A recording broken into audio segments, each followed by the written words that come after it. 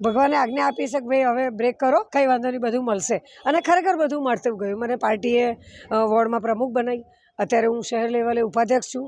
18 નંબરની અંદર મને પ્રભારી તરીકે પણ જવાબદારી ટૂંક સમયમાં આપી અને તરત જ મને પાર્ટીએ જવાબદારી આપી છે અને બહુ સારી રીતે નિભાવવાની હું પાર્ટીને બાંહેધરી આપું છું. ભારતીય જનતા પાર્ટીમાં 20-25 વર્ષોથી કામો કરું છું.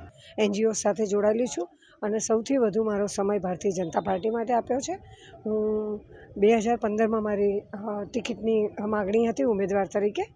કંઈક હશે પછી મેં ચપ્પલની બાધા રાખી હતી કે હું 5 વર્ષ ચપ્પલ નહીં પહેરું જ્યાં સુધી મને ટિકિટ નહીં મળે ત્યાં સુધી.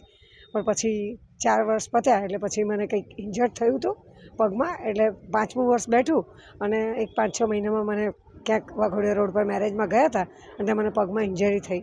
એટલે મારા ઇનલોઝ, મારા કલીગ્સ, મારા દીકરા દીકરીઓ બધાએ કીધું કે મમ્મા પાર્ટી જોશે, બધું જોઈ રહી છે, હવે ચપ્પલ પહેરો તમે, આટલું બધું વાગ્યું છે તો એ સારું ના કહેવાય.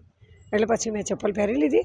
પણ પાર્ટી દરેક નાની નાની વાતોને ધ્યાનમાં રાખે છે, નાના નાના કાર્યકર્તાઓને ધ્યાનમાં રાખે છે.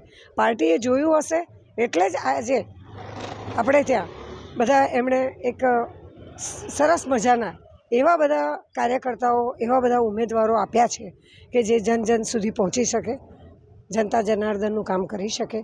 અને એ મોટામાં મોટું કામની જવાબદારી મને આપી છે તો હું પાર્ટીની આજ્ઞાને માથે ઉતારીશ. જો મેં બાધા રાખી છે એ તો ભગવાનને ખબર છે. અચ્છા, હું ચાલતી હતી, આપણા જગન્નાથજીનો રથયાત્રા હોય કે શિવજીની સવારી હોય, બધી જ જગ્યાએ વરસાદ ચોમાસા પાર્ટીના કામોમાં આપણે બધા ચાલીએ. એટલે પણ મેં કીધું ના, હવે બાંધતા રાખી છે ભગવાનની તો આવી રીતના અડધેથી ના છોડાય.